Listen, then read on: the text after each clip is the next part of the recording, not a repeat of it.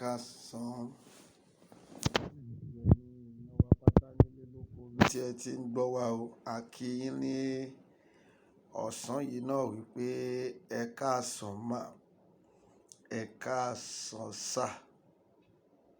Ojú tẹ fi ń wò wá ò kò ní fọ́ pẹ̀lú àṣẹ Ìdùmarè. Gbẹ̀yìn èèyàn wa l'Amẹ́ríkà, mo kí yín o, ẹ ṣé gan ni, God bless you. Gbẹ̀yìn èèyàn wa láti Canada, mo kí yín náà, ẹ ṣé gan ni, ojú ò ní tì yín. Ẹ̀yin èèyàn wa láti gbogbo Europe pátápátá, mo kí yín débi UK, Dublin, mo kí gbogbo yín náà. Àwọn èèyàn wa láti Australia, mo kí yín. Ẹ̀yin èèyàn wa láti gbogbo ẹ̀ka Áfríkà pátá, mo kí yín. Orúkọ tèmi ni Baba Confirm JP lẹ́ẹ̀kan sí. Ọ̀rọ̀ tó ń lọ lọ́wọ́lọ́wọ́ ni mo ní kí n sáré sọ ọ̀rọ̀ sí. Gẹ́gẹ́ bí ẹ̀yin èèyàn wa ti mọ̀ wípé mi ò ń bá wọn dúró lórí ọ̀rọ̀ irọ́ tí wọ́n ń pa kiri. Mi ò ń bá èèyàn kankan dúró lórí ọ̀rọ̀ irọ́ tí wọ́n ń pa. Ìgbà tí Facebook àbí YouTube kì í ṣe ibi tó jẹ́ wípé mo wà níbẹ̀ ni tó pé kí n lè gbowó. Bó ti jẹ́ pé wọ́n ń san owó fún àwọn èèyàn, èmi Baba Confirm JP, mi ò tí ì tẹ́wọ́ gba kọ́bọ̀ lọ́wọ́ YouTube rí. Nítorí pé intention mi níbí báyìí kì í ṣe wípé kí n wá gba owó. Òtítọ́ tí ọmọ aráyé tó nílò láti gbọ́, òun ni mo wá ń bá oníkálukú sọ. Ohun tó Olúwa rán mi, òun lèmi wá ń ṣe ń bí. YouTube lóhùn ò sanwó fún mi, ṣùgbọ́n èmi I am not interested in that. Ìwọ tó dẹ̀ ń gbọ́ mi gan, wà á mọ̀ wípé ọ̀rọ̀ mi àti fídíò mi ń rìn gidigidi gan. Tó o bá rìn kò lè dọ́dọ̀ ẹ̀. So therefore, owó ló jẹ́ fún àwọn kan. Ọlọ́run ò dẹ̀ fìyẹn sí àwa lọ́kàn, àwa ò nídìí ẹ̀. Bẹ́ẹ̀ ni, kì í ṣe pé mo lówó lọ́wọ́. Ṣùgbọ́n oníkálukú ló ní principle tiẹ̀. I follow my principle. Ohun tí Ọlọ́run rán mi pé kí wọ́n máa ṣe níbi tí orí tí mo wà yìí, òun lèmi ṣe. Mi ò ṣe kọjá ohun tí Olúwa rán mi. Ṣé lórí ọ̀rọ̀ tó ń lọ lọ́wọ́lọ́wọ́ nípa fídíò tó ló líǹkì síta nípa bàbá wa olóyè Sunday Ìgbòho. Ẹjọ́ láráyé fẹ́ sọ, ẹjọ́ ló fẹ́ wí. Má jẹ́ kó dẹ̀ lọ́kàn rú, kò sí nǹkan kan bẹ́ẹ̀.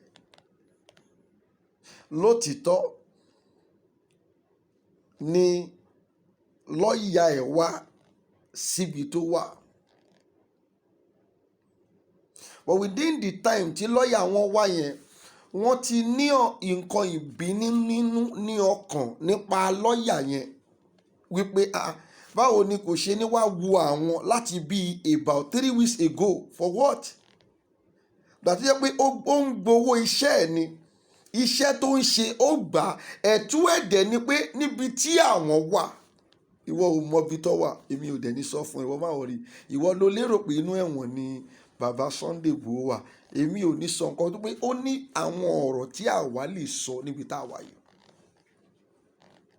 Sọ báwo ni kò ṣe ní wá wo àwọn náà ká ìyẹn ló ìbínú tó wà nínú ọkàn ẹ̀ tẹ́lẹ̀.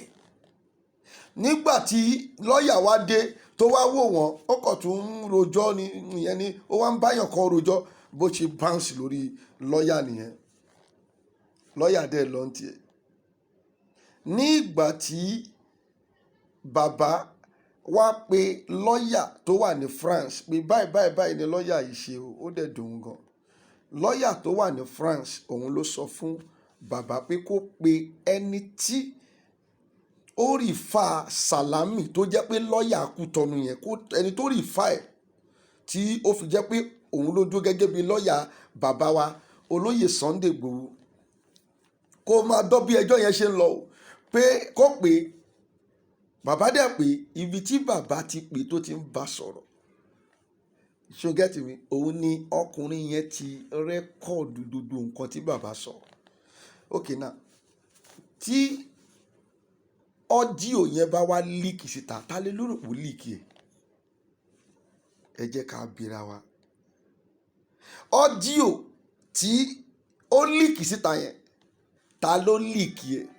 ṣé bàbá ló máa rìlíìsì irú ọ́díò yẹn ni, àbí ẹni tí bàbá ń pè tí ó rẹ́kọ̀dù voice bàbá ló máa rìlíìsì ẹ̀? nǹkan tí mo sọ ni ohun táwa ṣe sásẹ́yìn díẹ̀ nìyẹn. ẹ̀yin lẹ̀ ń ṣera yín Yorùbá. ṣe mo sọ èmi ò ń ṣe ọ̀lẹ o.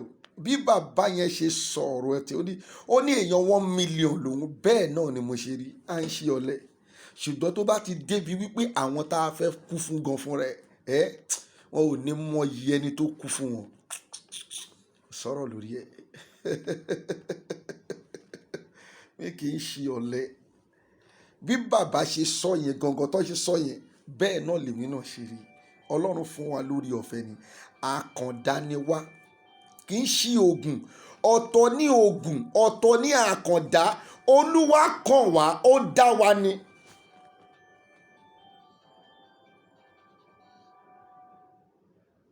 So therefore, ṣé wọn náà rí ìdí tá a fi ní sùúrù? ṣé o ní ìdí tá a fi ní sùúrù? ṣé wọn náà rí ìdí tí sùúrù tí ó ní tó fi wà nínú ìrìn àjò Yorùbá nation? ṣé o rí ìdí báyìí? nítorí àwọn tí àwa gan fẹ́ kú fún,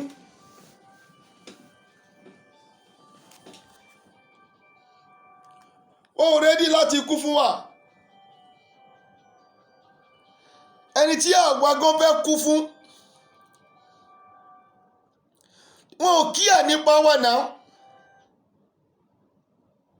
ẹni tí àwa fẹ́ kú fún, jẹ́ kí n sọ fún ẹ, bá a bá padà tó kú tán, a máa regret ni níbi tá a kú sí pé ṣáwọn yìí la kú fún. adẹ̀bí ọmọ o, ìyàwó wa wà nílé o, our wife is very young, our children they are still young. ó dẹ̀ wà nínú ọkọ̀ wa ń tòótọ́ pèsè àní a fẹ́ jókòó ti òtítọ́.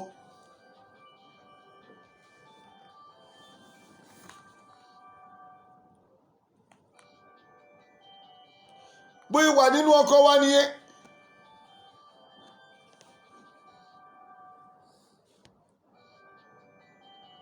ṣùgbọ́n ayé tí à ń bá deal àbájọ tó ní ìjà ọmọ Yorùbá kò ṣeé gbé. jẹ́ kí n sọ fún ẹ, ọ̀rọ̀ ni wọ́n sọ. ó mọ̀ pé area yẹn ni akọni ló ti máa dàbí pé akọni ń ṣojo, akọni ò ṣojo. area ọ̀rọ̀ yẹn ó tóbi gan. àwọn bàbá wa tó ti kú, kò ń ṣe Awólọ́wọ̀ nìkan, àwọn bàbá wa tó ti kú tí wọ́n ti rí àwọn experience àti àríṣà àwọn ọmọ Yorùbá, wọ́n sọ pé ìjà ọmọ Yorùbá ò ṣeé jà, Yorùbá ló máa jà fúnra ẹ̀.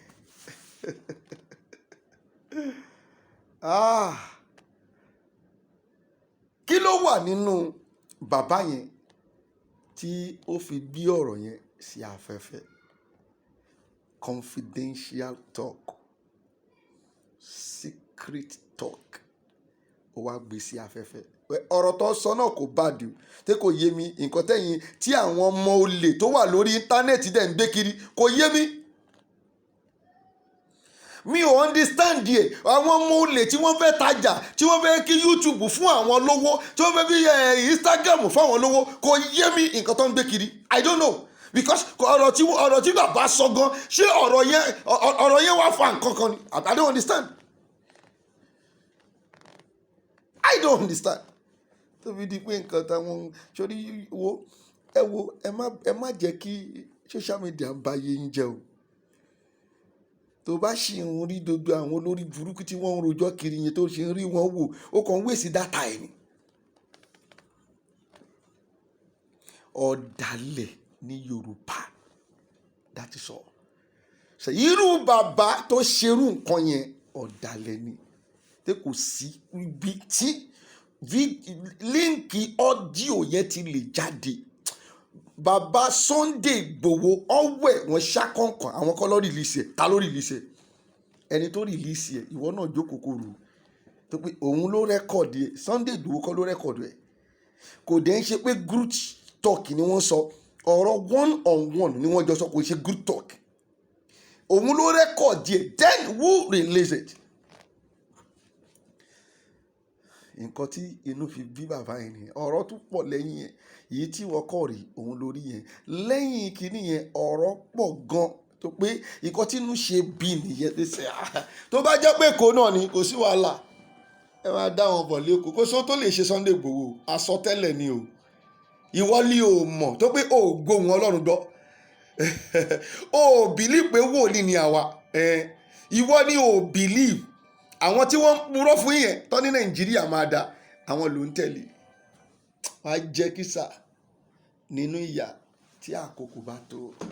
Ṣùgbọ́n Yorùbá òun ló máa jà fúnra ẹ̀, kò sóhun tá a fẹ́ ṣe. Èmi nìkan ò lè dá nìkan lọ́jà. Nobody can push me. You can't push me. Tó bá tú àkókò ẹ̀yin lẹ máa dúró síwájú ilé wa báyìí tàbí ló ti yá ẹ ti fẹ́ jà táwa máa gbé aṣọ ogun wọ̀. Ṣàpọ̀ wà lákọ́kọ́ jáde tẹ́lẹ̀ pé òkè ó yá abẹ́ lọ fèsì ẹ̀. Ṣùgbọ́n nígbà tá a ń wà nínú ìrìn àjò yẹn a padà rí wípé ariwo tẹ́ ń pa ni wípé à ń torí ọ̀jà níta ló ń jà lẹ́ǹkùlé òun. Tó bá wá tú àkókò fún yín ṣé Yorùbá ẹ máa bọ́ ta ti máa rí èèyàn ti máa rí more than thousands níwájú ilé wa rẹpẹtẹ ti dúró alert. Ìgbà yẹn lórí ológun tó máa wú àwa gbé aṣọ ogun wọ̀. Wọ́n sọ fún ẹ pé aṣọ ogun wà. Mo dẹ̀ gbé jáde síta gangan pé ṣé o rí pé aṣọ ogun wà. Ogun tá a jogún ni kì í ṣe ó tá a lọ ṣẹ̀ṣẹ̀ lọ. No, èèyàn kọ́kọ́ lọ ṣe kọ́kọ́. Odò tí bàbá yẹn sọ ni. Ó ní bàbá tó bí òun ó ní oògùn bíi ju àrùn ni lọ. Ó dẹ̀ ní tòótọ́. Apart from that, àkàndá ni wá. Tóhun tèmi bá ń sọ fún ẹ tí kò bá yí ẹ tó ṣì ń sọ wípé what is this stupid man saying? Ó máa yí ẹ tó bá yá. Ṣùgbọ́n àwa dúró tá a dúró tó ń question mi bàbá ẹ tí ẹ sọ̀rọ̀ nípa Yorùbá nation náà à ń sọ. Àmọ́ ó di dandan máa wá sí ìmúṣẹ tó pọ́n tó lù wá sọ nìyẹn. Àmọ́ ṣùgbọ́n ohun táwa dẹ̀ ń dúró dè lọ́dọ̀ yín ni wípé àfi ìgbà tí a bá rí yín pé ẹ̀yin lẹ wà ń ta ìtẹ́ ti rẹ́dì tẹ́ ń pariwo níta pé ó ti yá. All we are saying, give us freedom. Tẹ́ ń pariwo ta tá a rí pé tòótọ́ tẹ́ tọmọ ẹ̀dìyẹ pa sẹ́nu ọ̀nà wa, àwa máa dìde. Ogun ti ṣe jà nìyẹn. Ogun kì í ṣe èèyàn kan ló lè jà. Tẹ́wọ̀n yẹn ń pariwo bàbá Sunday Igboho nìkan ò lè jà. Bàbá yẹn ti try. Àwọn ọmọ Yorùbá, àwọn èèyàn ńláńlá nínú Yorùbá, ṣé o ń gbọ́ mi? Àwọn ni wọ́n ti bàbá tó rí yẹn débi tó lọ yẹn nísìnyí. Àwọn ni wọ́n ń fìtínà bàbá yẹn nítorí pé bàbá yẹn dúró ní dúró ẹni wípé sẹ́ àní gbogbo ìjẹkújẹ tẹ̀ ń dá nìkan jẹ tí ẹ̀ ń fi ebi pa dodo àwọn ọmọ ọlọ́mọ, dodo àwọn tí ẹ̀ ń jọba lé lórí tí ẹ̀ ń fi ebi pa wọ́n, dodo ìjẹkújẹ tẹ̀ ń jẹ yẹn òun fẹ́ ṣe kí ni? Òun fẹ́ stop ẹ̀. Kò ṣe stop o. Ẹni tó bá lóun fẹ́ stop wọn máa pa. Èèyàn kan ò lè dá stop ẹ̀, dodo wà láà lè stop ẹ̀. Téèyàn kan bá jáde pé òun lè stop ẹ̀, àwọn tó rí yẹn, àwọn Tinubu, àwọn Ọbásanjọ́ wọ́n wà láàrin wọn. Gbogbo àwọn ọba pátá ní ìlú Nàìjíríà yìí, ọba títí láti orí Ọọ̀ni of Ifẹ̀ títí dé ọba Aláké títí dé ọba wèrè tó wà ní Ìbàdàn yẹn, ọba ikú bàbá yèyé, gbogbo wọn ni wọ́n lọ wà nídìí ẹ̀. Àwọn ni wọ́n ń pariwo wípé sẹ́ ẹ jẹ́ ká discipline alákọ̀rí ọmọ yìí. Mo mọ̀ pé tí wọ́n bá mú àwa náà nǹkan tó máa sọ nìyẹn.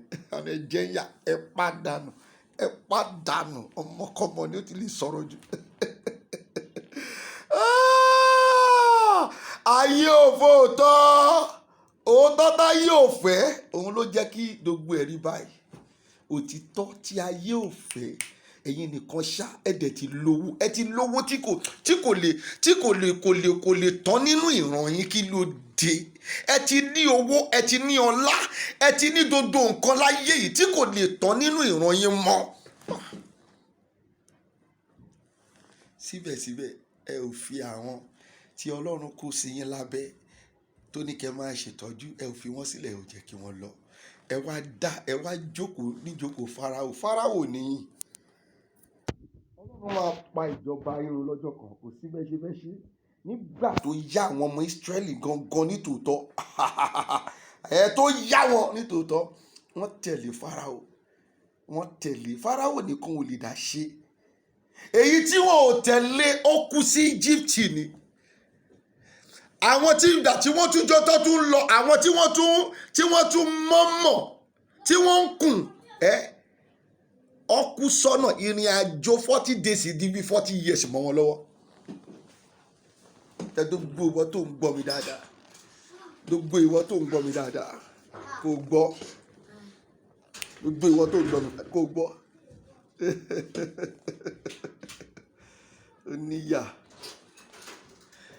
Oníyà ó mọ̀ pé oníyà ni ẹ́. Jẹ́ kí n sọ sísítẹ̀mù Nàìjíríà fún ẹ. Sísítẹ̀mù Nàìjíríà nìyí. Ìdí tí wọn ò fi ní jẹ́ ká lọ pé mò ń sọ fún ẹ ní gbogbo ìgbà pé nítòótọ́ Olúwa fi ìran wọn ìránṣẹ́ rẹ̀ ó fi ìran wọn mi pé ìlú yìí máa pín. Gbogbo ìṣìtí wèrè kí ló ti ń porúkọ ẹ bàbá tí mo sọ̀rọ̀ ẹ láìpẹ́ yìí ń sọ kiri pé àwọn àjẹ́ àwọn wèrè. Èmi nídìí àwọn àjẹ́ ni mo ò tí ì rí àwọn àjẹ́ o. Mo sì ń dúró di àwọn àjẹ́ tí wọn ò bẹ̀rù ẹni tó lè pa ara tó tún máa pa ẹ̀mí. Èmi máa pa ara máa pa ẹ̀mí ni. Ẹnìkan ṣoṣo tí Ọlọ́run ní kémi má bẹ̀rù ni ẹni tó lè pa ara tí kò lè pa ẹ̀mí. Ọlọ́run fún àwa ní orí ọ̀fẹ́, ìránṣẹ́ ni a jẹ́.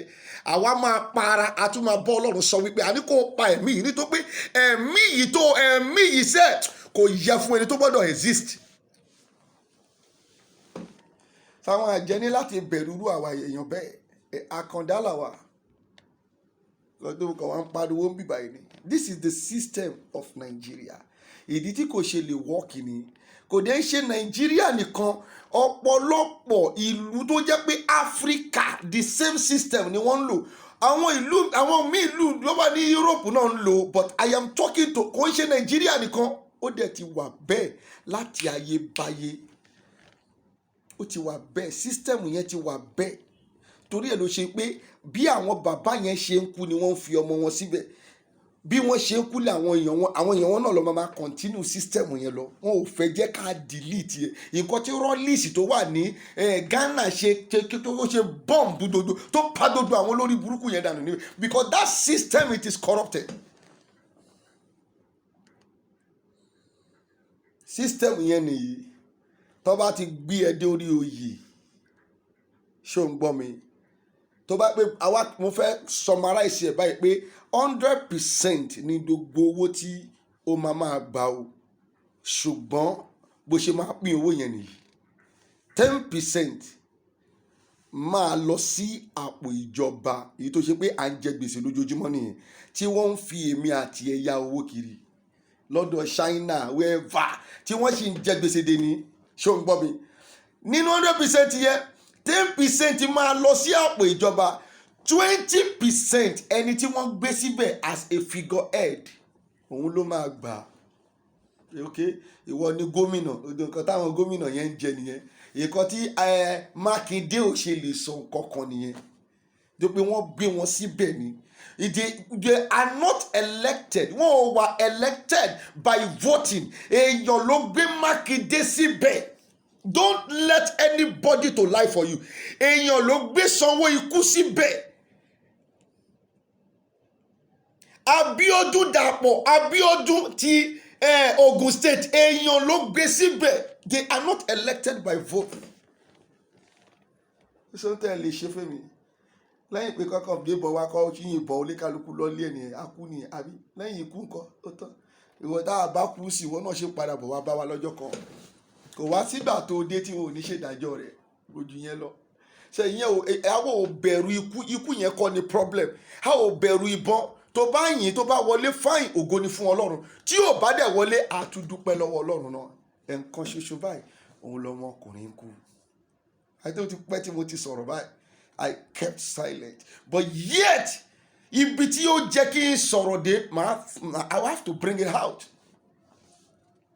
Nígbà tí ìjọba tó bá fi 10% sínú àkáǹtì ìjọba, now ẹni tí wọ́n gbé síbẹ̀ as a figurehead tí wọ́n ń rule, that is father, that is God. Kílẹ̀ tí máa ń pè bí i father God kìíní gan, I don't know.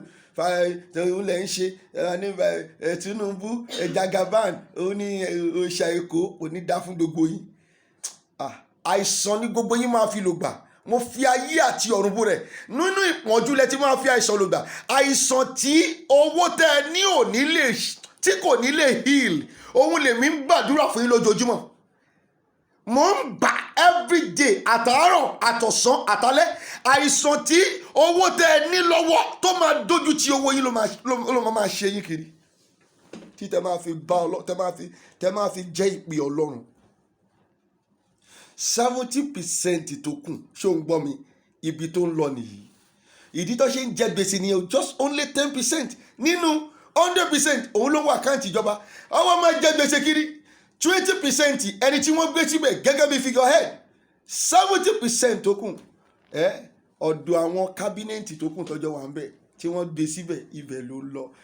Ààrẹ ń dọ́dọ̀ ọba, ààrẹ ń dọ́dọ̀ àwọn pásítọ̀ torí yẹn tí wọ́n pera wọn ní wòlíì àgbà, ààrẹ ń dé ọ̀dọ̀ wọn náà. Nítorí ẹ̀ ló ṣe ni pé wọ́n dá kánì sílẹ̀. Ààrẹ ń dọ́dọ̀ àwọn ìmọ̀ọ́mù tí wọ́n ti jẹ dòdò tí wọn ò lè sòdodo, tí wọn ò rántí ọjọ́ àti sùn. Oríṣi àìṣẹ́ ọjọ́ tí ń bá kú ni mi ò tún jókòó sórí ẹ̀ mọ́. Ilé tá a lá kọ́, ṣó ń gbọ́ mi, ọjọ́ tí ènìyàn bá ti lè kú báyìí, ilé yẹn di ilé ẹni ẹlẹ́ni ni. Ẹ̀yin lẹ ẹ̀rọ oríṣẹ́, kò dẹ̀ ń ṣe pé ẹ̀rọ oríṣẹ́. Ẹ̀mí èṣù, ẹ ti ta ọkàn yín fún èṣù ni. Tó bẹ́ẹ̀ bí àwa ṣe ń ronú lẹ ṣe ń ronú ni, you will take everything simple. Take it simple. Ẹ ti bà yí àwọn èèyàn jẹ́. So therefore, ọba kò ní bẹ́ẹ̀ dá sí ohun tá à ń sọ yìí. Pé Yorùbá ní láti pín, wọn ò ní bẹ́ẹ̀ dá sí. Wọ́n ti mọ̀ pé gbogbo kìíní yẹn máa ní problem. Owó tó ń gbà ó ti ní problem yẹn.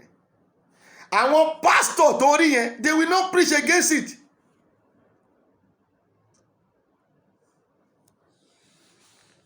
Àwa máa sọ pé àwọn fún yín ní relief, wọ́n fún yín lówó, àmọ́ àdọ́dọ̀ wọn, a máa pín owó fún yín. Èmi ti sọ fún ìwọ ló gbọ́, ogún ẹni wọ́n ń lò.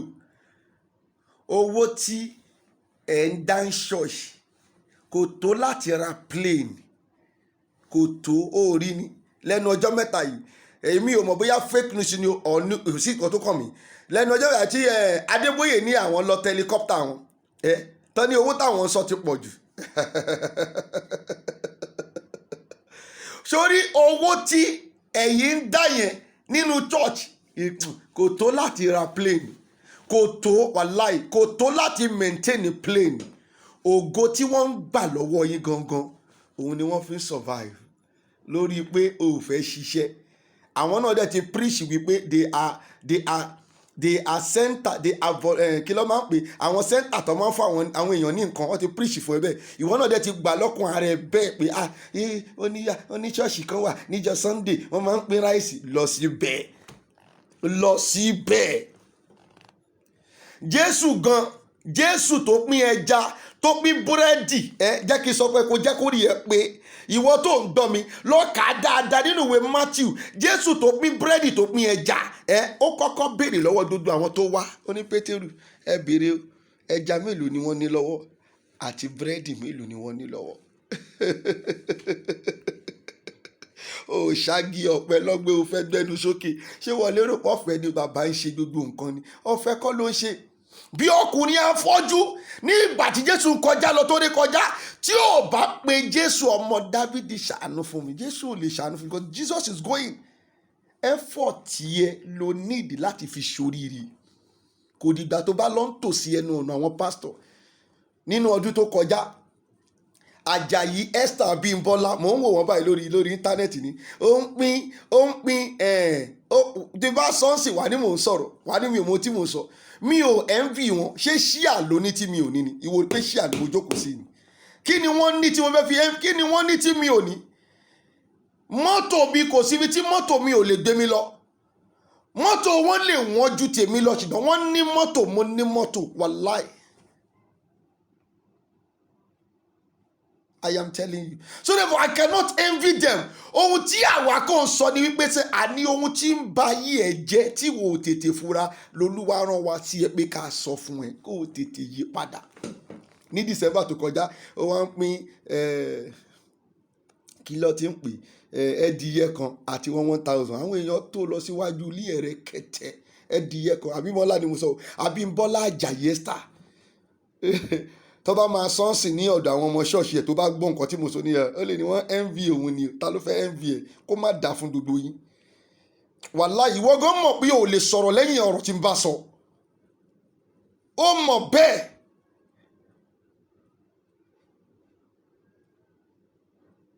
You are following ghost ẹ ò tẹ̀lé Ọlọ́run. Ó follow ghost gbogbo yín ẹ ò tẹ̀lé Ọlọ́run mọ́ ẹ ò gbọ́ ohùn Ọlọ́run mọ́ ohùn ènìyàn lẹ́ ń gbọ́ ìdí tí ìṣìnà ṣe pọ̀ jù nìyẹn ìdí tí ayé ọ̀pọ̀lọpọ̀ èèyàn ṣe bàjẹ́ nìyẹn there is no options. Now àwọn tí wọ́n pín ṣíkìnì yẹn fún àti 1,000 yẹn ṣé wọ́n ti jẹ́ tán jọ yẹn wọ́n ti jẹ́ tán náà ìyẹn kọ́ ló matter. Kì í ṣe gbogbo ṣọ́ọ̀ṣì tí wọ́n kọ́ ló matter. It is a business center. Jẹ́ kí n wá sọ fún ẹ sọ pé mo ti sọ lẹ́ẹ̀kan pé kì í ṣowó tẹ́ ẹ dá kì í ṣowó yẹn tẹ́ ẹ dá ní problem but iyì ẹ̀yin tẹ́ ẹ wà nínú ṣọ́ọ̀ṣì yẹn tí wọ́n gba ògo lọ́wọ́ yín òun gangan ní kókó. Ṣé tí o bá ń pariwo pé church is a business center is a business center àwọn ohun tá à ń sọ kì í ṣe owó tí wọ́n dá owó tí ẹ dá ò lè ṣe wàláì owó tí ẹ dá ò lè ṣe kò lè ṣe. Ògo tó gbà lọ́wọ́ ẹ ló ń ṣiṣẹ́ òun ló ń ṣe gbogbo nǹkan tó rí yàn pàǹdà. Ṣètò wa làwọn bá làwọn jáde wá sọ̀rọ̀ àwọn ò sọ̀rọ̀ wọn o àwa kàn ń sọ ohun tí wọ́n ń ṣe tí wọ́n gbọ́dọ̀ lọ mọ́wọ́ kúrò ń bẹ̀ ẹ lọ dá kọ́ńpìlìnì sílẹ̀. Ṣọ́ọ̀ṣì kan ti tó ṣọ́ọ̀ṣì kan ó ti tó tí kì bá ń ṣe pé Rwanda yẹn president Rwanda or what ó close 6,000 churches tí kì bá ń ṣe pé nítorí pé ó ní wọn ò ní BS ló ń ṣe close ẹ̀mí ò ní against kò dìgbà tó bá ní BS kó tó preach o ẹ̀mí mímọ́ ní báyàn sọ̀rọ̀ preaching it is Holy Spirit wàá pé kò pé mo kàn kankan sílẹ̀ ẹ̀mí mímọ́ ló ń tu jáde láti inú mi kì í dé ń ṣe gbogbo gbà mọ́kàn lè sùn kó jí mi kó ló yá wọ́n máa sọ̀rọ̀ ó tán màá dẹ̀ bẹ̀rẹ̀ sí sọ not every day. Sẹ́yìn lè rí bí against president yẹn tó close 6,000 churches ṣùgbọ́n tó bá close church nítorí pé it is a business center I am okay. Bọ̀kọ́ wá nítorí pé àwọn pastor yẹn wọn ò ní BS tó ṣe close ẹ̀ ó ti ṣẹ̀ sí Ọlọ́run tó pé ìyẹn kọ́ it is not by you go to school no to be a pastor no kì í ṣe nítorí ẹ̀. No. It is by the Holy Spirit. Holy Spirit will lead. Èmi ń lọ ṣùgbọ́n èmi yóò rán ẹ̀mí olùtùnú sí i tí yóò máa kọ́ yín. That is what the Bible said. Kì í ṣe pé èmi máa rán lecturer sí yín tó wà ní University of Lagos àbí èmi máa rán àwọn tí wọ́n ń kọ́ yín ní iléèwé ẹ̀kọ́ àwọn olórí burúkú tí wọ́n tó fi ń ṣe business center. So I know what I am saying. Ìwọ ló kàn fẹ́ gbọ́ mi. Ìwọ ló fẹ́ gbọ́ mi. Ṣé ò ń gbọ́ mi? Kì í ṣe owó tẹ̀ ń dá ló máa ta. Ọ̀pọ̀lọpọ̀ ló máa ya síbẹ̀. Lọ́ máa ya sí ṣọ́ọ̀ṣì tuntun wọn tọ́kọ́. Wọ́n á ya síbẹ̀ rẹpẹtẹ nítorí pé owó tí wọ́n ń pín. Kì í ṣe owó yẹn. Owó yẹn ò jẹ́ nǹkan kan lójú wọn. Ògo tó wà lọ́wọ́ ẹ táwọn fẹ́ gbà láti lè máa function sí gangan òun ló mátà sáwọn. Pèsè nǹkan tó kàn wọ́n pẹ̀ kí ló mátà? Ìwọ kí ló kàn wọ́n pẹ̀lú ìjọba? Kí ló kàn àwọn pẹ̀lú ìjọba Ọlọ́run? Ìwọ kàn rí wọn tí wọ́n ṣe ń sọ̀rọ̀ ni wàá máa lérò pé wọ́n ń lépa ìrọ̀bà sátò parabi. Sarabi ya santo bilihab pribilike safaru. Ìwọ kò rí wọn tí wọ́n ń sọ̀rọ̀ ni wàá máa lérò pé níyàn Ọlọ́run ni wọ́n ìyẹn ò mátà sí wọn. ìyẹn kọ́ ni problem. Dodo tó ṣe ń present o àwọn máa ń sọ àwọn máa sọ tiwa jáde àwọn ò sọ tiwọn jáde wọ́n máa lé pé èèyàn Ọlọ́run ni wọ́n tó pé wọn ò sọ̀rọ̀ no èèyàn èṣù ni wọ́n. Èèyàn Ọlọ́run kì í gbẹnu dúró. Wherever you see what is wrong, if you are a man of God, you will say it. You will say it. Èèyàn Ọlọ́run tó ẹni tí wọ́n ń pè ní ènìyàn Ọlọ́run yẹn. When you see what is wrong, that is why you are a man of God. Ènìyàn Ọlọ́run, it is a woman right activist. When you see what is wrong, you will say it. Wàá sọ jáde lẹ́sẹ̀kẹsẹ̀ ni ó ń gbé sínú. Tó pé kí ní yóò wrong gòdè ní láti correct ẹni yẹn kó má lọ wọnú náà.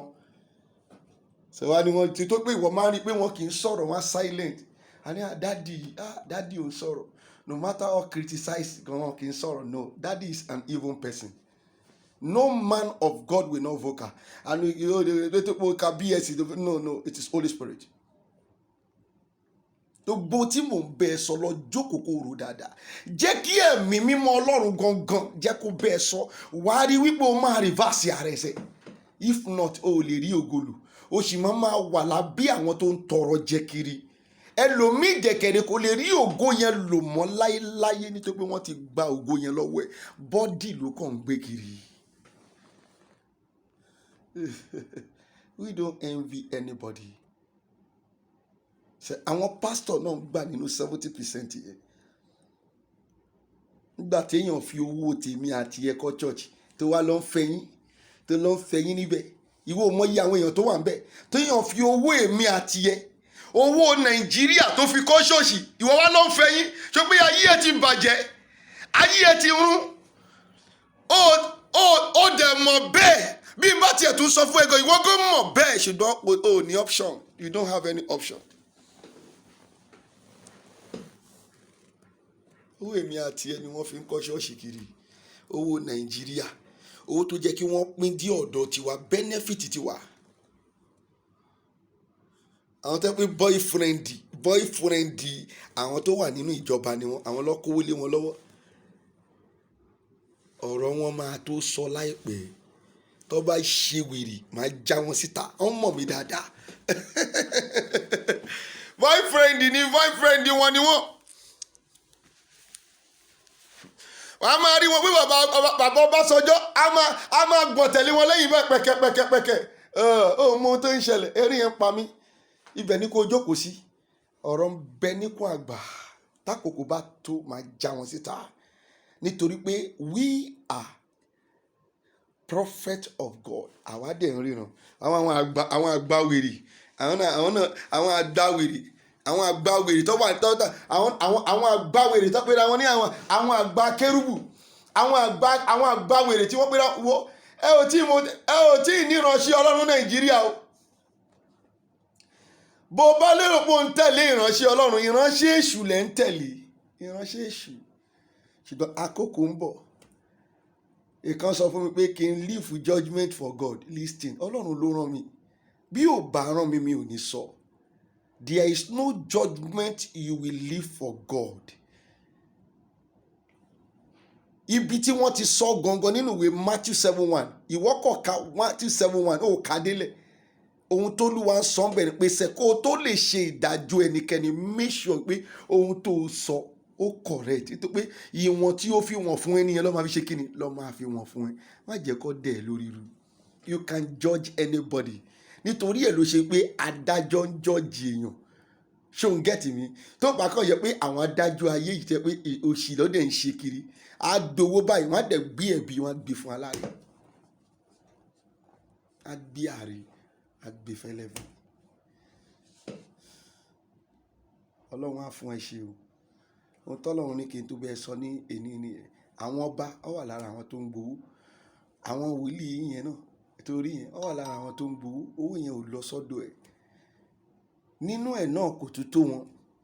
Wọ́n wá láwọn ń pín fún ẹ owó tó ti kó lọ sínú ìyàrá ògùn wọn. Àwọn ń ṣe ògùn. Wọ́n ṣí ògùn kù. Wàláì wọ́n ṣí ògùn kù. Ó lè gẹ̀ẹ́tì ẹ̀. Ó lè gẹ̀ẹ́tì síkírìtì ẹ̀. Nígbà àtàjànàkú ìwọ gbọ́ pé àjànàkú ṣògùn. Ṣé wọ́n gbọ́ pé àjànàkú ṣe awo? Ó lè gbọ́. Ṣùgbọ́n nígbà tó bá já tán ló tó máa mọ̀. Ìgbà tí TV Joshua ń kọ́. Ṣé wọn ò kọ̀wé sí pé wọ́n gbọ́dọ̀ sin? nǹkan tí wọ́n bá dẹ̀ sí ohun tí wọ́n sọ ló máa ṣẹlẹ̀, ṣùgbọ́n wọ́n ti lọ san dodo gbèsè wọn, ìwọ ò lè mọ kankan pa ẹ̀ mọ́. Wọ́n ti san dodo gbèsè wọn. I never tell you that I am holy. Ojoojúmọ́ mo máa sọ mi ò wá holy o, ẹlẹ́ṣẹ̀ dẹ̀ ni mi, ṣùgbọ́n ohun tó kàn ṣẹlẹ̀ pẹ̀lú mi ni pé òtítọ́ kò ń kúrò lẹ́nu mi. Ohun tí n bá ti sọ fún ẹ òtítọ́ ọ̀rọ̀ ni. Kò sóhun tó ṣe Sunday Igboho kó lára wọn le.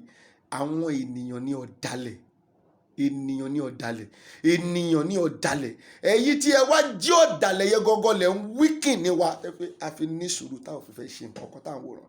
Tó bá tú àkókò tẹ́ ti rẹ́dì tẹ́ fẹ́ jà, ẹ kóra yín síwájú ìta bàbá Sunday Igboho, iwájú ìta wọn tẹ́ ẹ mọ̀ pé wọ́n lè lead yín, ẹ bẹ̀rẹ̀ sí pariwo ń bẹ pé ó ti yá, àkókò ti tó.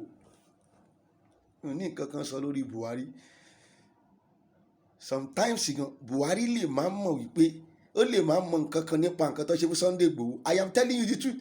Ṣùgbọ́n àwọn olórí burúkú torí tí wọ́n wà ní ìsàlẹ̀ tí wọ́n mọ̀ pé bàbá Sunday Igboho yẹn ó fẹ́ dí òun lọ́wọ́. They will just akọ ọ̀dà ni, akọ ọ̀dà yẹn ẹ lọ pa wọ́n, ẹ lọ pa, ẹ lọ ṣe báyìí, ẹ lọ ṣàwó fún, ẹ lọ pa lákọrí ọmọ nítorí owó, nítorí ipò, ohun tẹ́ ẹ máa fi sílẹ̀ tí ẹ ò ní gbé lọ níjọ́ kan. Ẹ ń ṣe bẹ́ẹ̀ ni pé ẹ ní agbára ju Ọlọ́run tó dá yín lọ. Ẹ ń ṣe bí ẹni wípé Ọlọ́run kí ẹ̀kọ́ ló dá yín, bóyá ibìkan lẹ́tí wọ̀ wá. Kò dẹ̀ sí náà, ẹ máa kú lọ́jọ́ kan. Ọjọ́ ò bá ti kú ní ẹ̀dópin o, ẹni tí kú ní sinmi o, ẹni tí kú ní sinmi o, ẹni tí kú ní sinmi. Ọjọ́ yẹn wọ́n máa kọ́ fún ẹ wípé bá mi gbígbá kò ṣeé gbé mọ́, bá mi gbẹ́rú mi mo fẹ́ ròde, ìjọ àbá ti kú nìyẹn dópin o, ẹni tí kú ní sinmi o, ẹni tí kú ní sinmi o, ẹni tí kú ní sinmi. Ẹni tó kú ò sinmi mọ́ o. Àwọn tó sinmi nínú ẹni tó kú lẹni tó ṣiṣẹ́ ire láyé. Tó o bá ṣiṣẹ́, àtẹni tó ṣiṣẹ́ ire àtẹni tó ṣe iṣẹ́ ire, tó bá ti kú báyìí a máa gbé fáìlì wọn kiri ni, office to office nínú ọ̀run. Ó gbọ́ ni ó ní bí ó ti wà ní ayé náà ló wà ní ọ̀run. Àwọn fáìlì ẹ̀yẹn iṣẹ́ tó ṣe láyé wa máa gbé kiri from one place to another. Wọ́n máa dẹ́ ẹjọ́ ẹ̀, okay o perfect ní bíbá, o perfect ní bíbá. Wọ́n máa gbé kiri. Ìjọ́ tí wọ́n bá dẹ́ ẹjọ́ ẹ̀ tọ́ ni pé nítòótọ́ ó wẹ̀, ó ṣàkànkàn, ó mọ́, ìjọ náà ló bẹ̀rẹ̀ ìsinmi tiẹ̀. O lè tètè sáré dọ̀rùn sí kó ló fẹ́ lọ nísinmi. Òtítọ́ ọ̀rọ̀ ni mo ń sọ fún ẹ. Mi ò wá bí láti béèrè owó lọ́wọ́ ẹnikẹ́ni. Mo ti ń sọ ohun tó lè dá èmi pẹ̀lú ẹ pọ̀ ni pé ó pè mí, ó fẹ́ ṣiṣẹ́, ó ní diabetes, ó ní fibroid, ó ní high blood pressure, ó níwèé ìgbélú, ó fẹ́ gba físà òun lọ sílùú òyìnbó orí bá, ó ti ń ṣiṣẹ́ tẹ́lẹ̀ ò rí iṣẹ́ ṣe mọ́, ayé ẹ dá nígbà kan ní dodo ẹ dorí kodò. I'm a spiritualist. Gbogbo iṣẹ́ tèmi ń ṣe nìyẹn. Ohun tó lè mú mi kí n bẹ sọ̀rọ̀ owó nìyẹn. Láti sọ màá sọ fún ẹ pé iye báyìí mo máa gbà kó ju yẹn lọ, nítorí pé I am a spiritualist. Mi ò dẹ̀ ní bọ́ sọ́jà kí n lọ bẹ àwọn tí mo fẹ́ rajà lọ́dọ̀ wọn lọ́jà wípé ẹjọ́ èèyàn kan kò sówó lọ́wọ́ ẹ̀, mo fẹ́ iṣẹ́ fún ṣọ́ máa tajà fún mi. Kò possible. Èmi ò rẹ́dì láti gba ògo ẹ̀, ìlágùn ẹ̀ ló máa nù ẹ̀. Àwọn tó rẹ́dì láti gba ògo yín, àwọn lẹ lọ ń kúnlẹ̀ fún yẹn tó máa ní àti wá fún ẹ lówó, wọ́n á gba ògo ẹ̀, wọ́n á tún lò, wọ́n á dẹ̀ máa rí pé wọ́n ń lówó. Ẹ̀tú ẹni kò fún wòlíì lówó. Lówó dódó wòlíì, àwọn Joseph Ayọ̀ Babalọ́lá wọ́n ti ṣiṣẹ́ sílẹ̀ sẹ́. Àwọn ní wòlíì bìrìbálì ní sáfà olùhámọ̀ tẹlóbì. Àwọn yẹn ti ṣiṣẹ́ sílẹ̀. Àwọn ni wọ́n ń pè ní wòlíì. Àwọn Mósè Orímọládé, àwọn yẹn ti ṣiṣẹ́ sílẹ̀, àwọn ló ń pè ní wòlíì. Kì í ṣe àwọn olórí burúkú ti sìn tán. Wòlíì ò gbọ́ olówó tí wòlíì lè ní. Tó wo wòlíì bá ti ń kọjá 200,000, ó ti dolè nìyẹn, ó ti di olè ní nìyẹn.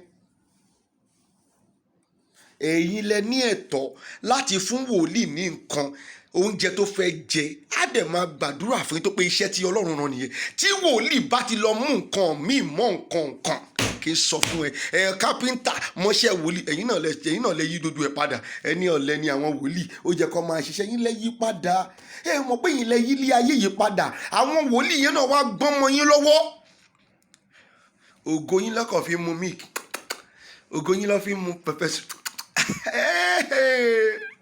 ògo yín ni wọ́n fi ògo yín ta yín ó tí mo ń kẹ́kẹ́ sọ pé ó tí mo ń kẹ́kẹ́ tí mo ń kẹ́kẹ́ àwọn náà wá gbọ́mọ yín lọ́wọ́ wọ́n ṣe wòlíì nìyẹn lọ sínú bíbélì gangan wòlíì wo ló ṣiṣẹ́ nínú bíbélì ló tún lọ ṣiṣẹ́ kan ṣebí àwọn kan tí Jésù lọ pè ẹja ni wọ́n pa tẹ́lẹ̀ ó mú wọn kó ń bẹ ni ó lè máa ṣe ẹja kó tún ṣe iṣẹ́ yìí kó kí ìrọ̀rùn wà ń bẹ iṣẹ́ yìí tó rí gan is taking a lot of time and strength. Now nígbà tí àwọn tí ẹ̀dẹ̀ jẹ́ olórí fún ti ń sọ pé ó yá ẹ lọ ṣiṣẹ́ fine ẹ̀yin náà dẹ̀ bọ́ sọ́jà ẹ̀yà lọ ṣiṣẹ́ ẹ̀yin ń ṣiṣẹ́ wúruwúruwúruwúru ẹ mọ̀nà láti gba ògo lọ́wọ́ wọn nìyẹn kò jù yẹn lọ ìdí tó ṣe gbògo lọ́wọ́ ẹ nìyẹn ó mẹ̀tọ́ ẹ tó bá mọ ẹ̀tọ́ ẹ wàá mọ̀ pé ẹ̀tọ́ ẹ ni wípé wòlíì tó bá fún wòlíì ní $1 ó gbọ́dọ̀ tẹ́ lọ́rùn wàláì pẹ̀lú inú dúdùn ni lọ́wọ́ ayé àwọn bàbá wa Ayọ̀ Apostle Babalọ́lá bó o fún wọn ní 50 kọ́bọ̀ ó máa tẹ́ wọn lọ́rùn ni wàláì wọ́n á tún gbàdúrà fún ẹ ṣe é sì ṣe ẹ̀tọ́ ẹ ni pé fún wòlíì ní nǹkan wòlíì a máa ṣiṣẹ́ Ọlọ́run lọ a máa gbàdúrà fún yín a sì máa tọ́ yín sọ́nà kì í ṣe pé wòlíì yẹn á kọ́kọ́ lọ ṣiṣẹ́ kápẹ́ńtà iṣẹ́ bíríkìlà ẹ̀yin lẹ yí dodo ẹ̀ bí ó ṣe wà nínú bíbélì nìyẹn kò sí ìránṣẹ́ Ọlọ́run tó wà nínú bíbélì tó ń ṣe iṣẹ́ yẹn lọ́wọ́lọ́wọ́ iṣẹ́ Olúwa lọ́wọ́lọ́wọ́ kó tún lóhùn lọ ṣiṣẹ́ mi ò wá sọ ò nígbà tí wọn ò tí ì mọ Ọlọ́run wọ́n ń ṣiṣẹ́ kan o ṣùgbọ́n nígbà tó mọ Ọlọ́run Jésù mú wọn kúrò ń bẹ̀ ní ó ní ó ní di apẹja ènìyàn mọ́ ó ní di apẹja mọ́ ṣùgbọ́n ó máa ṣe apẹja ènìyàn fishers of men ẹ̀yin lẹ yí dodo ẹ̀ padà ayé ti bàjẹ́ ayé ti polúṣumuṣu ṣèbí nítorí ọ̀rọ̀ owó yìí náà dodo tá à ń sọ yìí látà títí dalẹ̀ torí ọ̀rọ̀ owó yìí lọ ṣe balẹ̀ ayé jẹ́ wọ́n fẹ́ jẹ́ èèyàn wọ́n fẹ́ di nǹkan wọ́n fẹ́ tóbi wọ́n fẹ́ jẹ́ èèyàn pàtàkì wọ́n fẹ́ kọ́ ilé wọ́n fẹ́ ní ẹ́stéètì wọ́n fẹ́ ní àwọn wòye tó kú ní Ìbàdàn gómìnà Ìbàdàn tó kú rí sẹ́tẹ̀ bí alẹ́ tó kọjá ni dodo ẹ́stéètì ẹ̀ nǹkan níbo ló wà kò ní ìdí gbogbo yẹn go and check my preaching on Sunday. Go and check my preaching on Sunday. Kò ní ìdí dodo yẹn. Ìwọ tó rán níṣẹ́ ikú pé kó wá máa máwọn èèyàn kiri. Ronú ọjọ́ àti sùn ẹ̀. Ronú ọjọ́ tí supernatural tí ọ̀gá ẹ̀ tó rán ẹ ṣe tó máa ní lọ mú èèyàn lọ pa èèyàn. Lọ ronú ọjọ́ tí ọ̀gá ẹ̀ yẹn máa jókòó síwájú Ọlọ́run yẹn láti dá Ọlọ́run máa dá ẹjọ́ ọ̀gá. Ṣọ́ra, mo ń sọ tòótọ́ fún ẹ. Ìwọ DSS, ìwọ ọlọ́pàá, ìwọ àmì tí wọ́n rán níṣẹ́ burúkú lọ ronú ìjọ tó máa kú tó máa padà jókòó síwájú Ọlọ́run tó máa dájọ́ rẹ̀ ìyẹn ni kó o tètè lọ máa rò mo ń sọ tòótọ́ fún ẹ òótọ́ ọ̀rọ̀ àwọn èèyàn ò fẹ́ gbọ́ àwọn tó máa parọ́ fún wọn tó máa ní thank you Jesus, thank you Jesus, thank you Jesus, thank you Jesus. My father asked me to tell you that Nigeria is going to be okay 2024. Àwọn èèyàn lẹ́pẹ̀ ní ìránṣẹ́ Ọlọ́run ó tó lù wá rán èmi mo jíṣẹ́ tó rán mi lénìí Ọlọ́run mo jíṣẹ́ tó rán mi o àbọ̀ rèé o Jésù àbọ̀ rèé o Jésù àbọ̀ rèé o Jésù mo ti jíṣẹ́ tó rán mi àbọ̀ rèé o Jésù. Sísítẹ́mù yẹn ti wá corrupted. That is it. Nigeria is corrupted. Àdẹ̀lẹ̀ tó mọ ilé kankan lé lórí mọ́ bó ṣe wà nù Bíbélì nìyẹn bí kò ṣe pé ká wo palẹ̀ kó lè kálukú lọ lọ́nà tiẹ̀. That is all. Ṣùgbọ́n nítorí pé sísítẹ́mù yẹn ti wà corrupted. Àwọn tí ìgbà nìyẹn náà ṣì wà níbẹ̀ wọn ò dẹ̀ fẹ́ kúrò níbẹ̀ ló ṣe pé tí o bá rí ọmọ kékeré sì tó sọ pé òun fẹ́ wo irọ́lẹ́ pa wọn pàdánù ni ó tán. Ṣùgbọ́n ìwọ tó ń pa ènìyàn dànù rántí ọjọ́ àti sùn ẹ rántí onígbàgbọ́ rántí o tètè rántí ohun mẹ́ta wọ̀nyí kì í tún ṣe onígbàgbọ́ nìkan o, jẹ́ kí n tún kọ́ báyìí. Rántí rántí rántí onígbàgbé rántí o, tètè rántí ohun mẹ́ta wọ̀nyí. Níbo lo ti wá? Ó di dandan ni wọ́n máa sọ fún ẹ. Níbo lo wá? Kò yá rántí ibi ó gbé ń lọ. Wọ́n lò lílé ayé ìwú lọ́wọ́ àwọn tó ti kú náà. Ọba ìlú wa tá a wà yìí ó ṣẹ̀ṣẹ̀ kú ní ẹnu ọjọ́ mẹ́ta yìí ni. Lọ wá dúró mọ́tò tó ní, lọ wá dúró ilẹ̀ tó ní, lọ wá dúró ilé tó ní. Kò sí kankan nínú ẹ̀, ó ti kú yányányányán. Mi ò sọ pé èèyàn burúkú ni o, ṣùgbọ́n mo gbé ọ̀rọ̀ ẹ̀ jáde láti lè fi jẹ́ kó rí wípé àní asán nílé ayé jẹ́. Ó ní mo ronú títí, àṣé asán mà láyé jẹ́. Mo ronú jinlẹ̀ àṣé òkùnkùn láyé o. Ìmùlẹ̀ mọ́fọ́ láyé o. Asán asán mà àláyé jẹ́. Asán láyé jẹ́. Ohun tí mo mọ̀ láyé mi, ṣé ò ń gbọ́ mi tó ṣe rí mi yìí, nígbà tí mo ti rí gbogbo ẹ̀tàn lẹ́yìn kí n jẹun jẹ, kí n ṣeré, kí n dẹ̀ sùn. Ṣùgẹ́tì mi kí n bá ti jẹun jẹ, kí n ṣeré, kí n dẹ̀ sùn. Ó tán kí n wà ókè. Ó tán. Mo ti bí mo ṣe múlé ayé mi nìyẹn. Kí n ṣáà àkókò oúnjẹ bá dé kí n jẹ, àkókò eré bá tó kí n ṣeré, ṣé ò ń gbọ́ mi. Àkókò pé kí n dẹ̀ máa fi ọkàn mi sí ipò ọgbọ́n pẹ̀lú Ọlọ́run tó bá ti wà, ó tán. Mi ò múlé ayé kankan lè. I take nothing. You take it. Sowó tó jẹ kẹ́yìn lọ fi dá lé iṣẹ́ lẹ̀. Ẹ̀yin lẹ káwọn bí Buhari bá sọ pé the youth is lazy, it is from the pastor. It is from those useless imam. Oh, correct. The youth is lazy. Oh, correct. You are lazy. You don't want to work. Owó tí ẹ ò mọ̀ dí lẹ fẹ́ máa gbà kiri. At the end of the day, ibẹ̀ ló ti máa sọ ògo nù. Àwọn máa gbògo lọ́wọ́ ẹ̀. Àwọn sọ pé àwọn ò fún ẹ 100,000 náà. Àwọn ò sọ fún ẹ àwọn bíi Jeremiah ọmọ tó wọn ò láwọn ò ní fún aṣẹ́wó ní 400,000. Aṣẹ́wó. You cannot give aṣẹ́wó. Ẹ̀yin tẹ́ ẹ jẹ́ tẹ́ ẹ nímọ̀ ẹ lọ kà. O ò lè fún aṣẹ́wó nírú owó yẹn náà. The only thing you can do for her, it is you to sit them down, build a company, employ them, be paying them money every month. That is when you will let them to be useful. 400,000 tó fún sẹ́, àní kò tó mi ná ní ọjọ́ kan. Kò tó aṣẹ́wó yẹn ná ní ọjọ́ kan sẹ́, aṣẹ́wó tó fún lówó yẹn kò tó ná ní ọjọ́ kan, ó máa bá owó yẹn jẹ́ ni. Ṣé ni tá ayé ẹ̀ ti bàjẹ́ kó tó di ọ̀dọ̀ ẹ̀ ló kó 400,000 lé lọ́wọ́. You see? The only way you can maintain them, it is you. Instead of you building this useless business center that you call church up and down, the only way you can maintain them, it is you to build ilé-iṣẹ́ lóríṣiríṣi. Èmi ò lówó lọ́wọ́ tí ń bá ní màá kọ́. Mo dẹ̀ ń bi Ọlọ́run fún pé kó fún mi.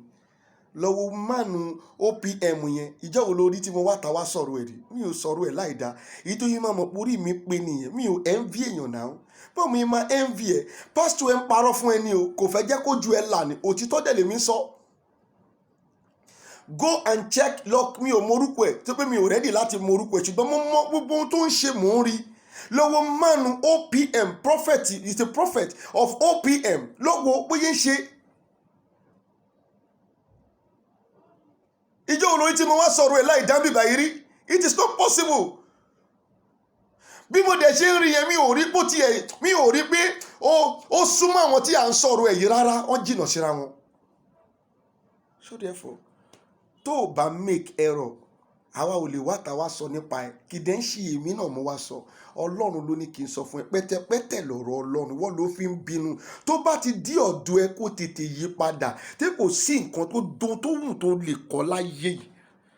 Téṣù bá ń sọ fún ẹ wípé tó bá kọ sílẹ̀ àwọn èèyàn á sì tí wọ́n máa lò ó lọ, kí n sọ fún ẹ. Lọ gbàgbé ẹ̀ kó sọ ohun tó kọ́ tó máa gbé lọ. Ohun tó kọ́ sínú ayé yìí, mẹ́mórì ẹ ti delete lórí ẹ̀.